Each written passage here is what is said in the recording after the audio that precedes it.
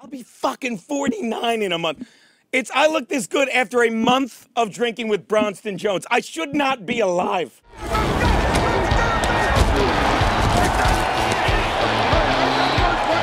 of play action fakes it for pass end zone. Yes, touchdown.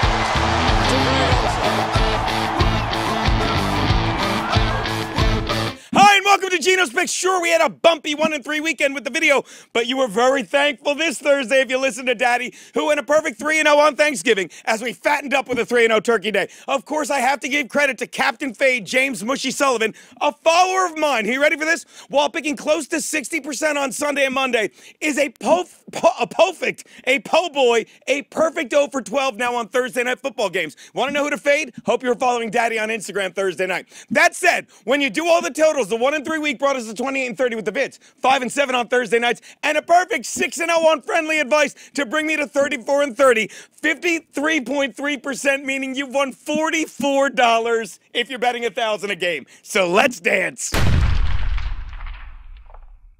I think I'm so entertaining. I do. It's like I'm doing the whole show for my niece. Hi! The Lions are getting my first pick. You have to do it right. 10 years you'll learn. My first pick, the Lions are getting 3 for the Ravens in Baltimore. I'm just going to write what I typed right. The Lions are getting 3 from the Ravens in Baltimore. It's not the fact that the Ravens are coming off short rest that makes me like the Lions in this one, as much as the fact they are facing a team that is starting something they are not used to seeing. You ready? A starting quarterback. Yes, the Ravens have 4 wins in their last 7 games, but they all came against backup QBs. They may be E.J. Manuel in Oakland, Matt Moore in Miami, of Miami, Brett Hundley of Green Bay, and most recently, Tom Savage of the Texans Monday night. Wow, instead of watching the Ravens game Sunday at 1 p.m., why not just go to your local strip club at 1 p.m.? Because either way, you're watching guys that are used to beating on the B team. You know what I'm talking about. Oh, and here's something else. Those 3 friggin' losses may be even worse, because only one of them came against a guy that's a starter, Marcus Mariota. The other 2 were losses to first-year starters. I'm giving Keenum that credit. He's earned it. And Mitch Trubisky. Matt Stafford has more career starts, 120, than all of the QBs they've faced in the past 2 months combined, and you will see that on Sunday. Take the Lions and the 3 points you're getting. My next pick, the Patriots are laying 9 to the Bills in Buffalo. Remember how we thought this Patriot defense was so good in the preseason until they came into the season and in the first month looked less like a group of men on a football field and more like a group of chicks in Louis C.K.'s green room standing idly by while guys were slinging it all over them. All right, well, in the first 4 games, the Pats went 2-2 and we're allowing an average of 32 points a game. Yeah, well, much like those broads, the Patriots defense has stepped forward and made some noise the past 2 months and shut the people in their way down, allowing barely 13 points per game and never letting a team score more than 17 points in any of them. And that second statistic is very important because it tells you how consistent this defense has been. There's no anomaly of a week where a team scored 40 followed by 2 shutouts. 13 is a statistical mean telling you the Bills are going to score about 13 because the Pats defense is on fire. Yeah, and good luck getting that info anywhere outside of Geno's Picks, because if you Google on fire and mean statistic, the only number you're going to get from the internet is Holocaust totals. Oh, and before any of you tell me it's crazy to lay nearly double digits on the road, you need to realize which quarterback has home field here, because here's another fun stat sent by another Geno's Picks fans. Shout out Billy Tardy. Right as I was writing this, did you see this? If Tom Brady throws 2 TD passes Sunday, he's averaging 3.3 per game the past 3 days. Past 3 games. He will have the most TD passes ever thrown at Ralph Wilson New Era Stadium. He comes in with 38, just one behind Ryan fucking Fitzpatrick, captain prevent defense. And Brady has done that in 16 games. Taylor's been there 21 games and just has 27. Take the QB who's playing a home game. Take the Pats, lay the 9. We're going to do it. We're going to put our heart out there with this pick. We're going to let ourselves be heard again.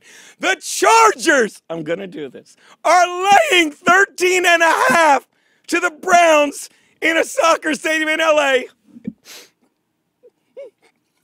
And I love the Chargers. Yes, I know I rarely take them. And already screwed up picking them to cover against the best team in the NFL, the Patriots. So why would I take them against the worst team? Because I am ready to trust the Bolts this week, not only because they had 10 days to rest since Thanksgiving, but they've had 11 months to stew since Christmas, when my Bolts gave the Browns their only win in the past 2 seasons in their 30-27 loss to the Browns in friggin' Cleveland, December 24th. Well, the Bolts will remember that, and I hope to God, like every other game this season, the high school stadium is filled with more Browns than Bolts fans, because every time it is, it reminds you that these are the San Diego Chargers playing in Los Angeles, and you may not and should not respect their ownership, but you will respect them! Because they've been working too hard, too long, to be looked upon as disorganized as their shitty ownership. And the simple fact is, there should always be more fans at that stadium of the opposing team, because those fans have been a fan in that city of that team for decades. The Los Angeles Chargers have had half a season to win fans in LA. So let me explain this to you right now in simple English for one last time, that you would leave the cold of New England, the rain of Seattle, the bitter winters of Chicago, and the sweltering heat of Dallas to move to the far nicer weather of Los Angeles, but you would never leave your fan of the Patriots, Seahawks, Bears, and Cowboys respectively. In fact, it would make sense to leave just about any football city in America to move to LA except one, and you know what it is: San Diego!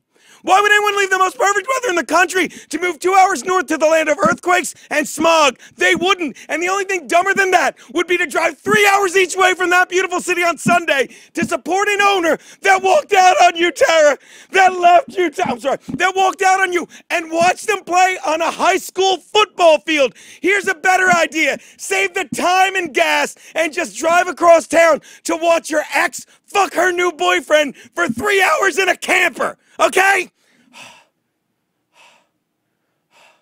Oh yeah, speaking of exes, guess who's back to screw up the Browns already? Suspect offensive rhythm, Josh Gordon, who's going to try and play sober for the first time ever. Here's to you, you fucking quitter. Take the Bolts and lay the 2 TDs.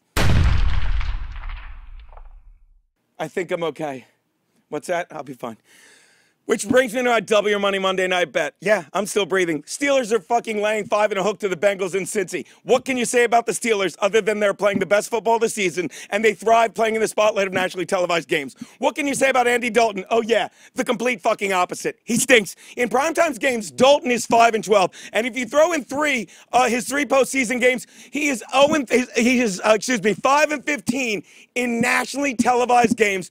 With one of those losses coming to T.J. Yates in the postseason. You know why? Because he stinks. Not to mention it's December. If I wanted to waste my money on some red idiot flailing his arm, I would go to a Salvation Army guy right outside. Fucking those are Geno's picks. Take the Steelers, lay the 5 and a hook. What? We should kill this. Ho, ho, ho. Not you,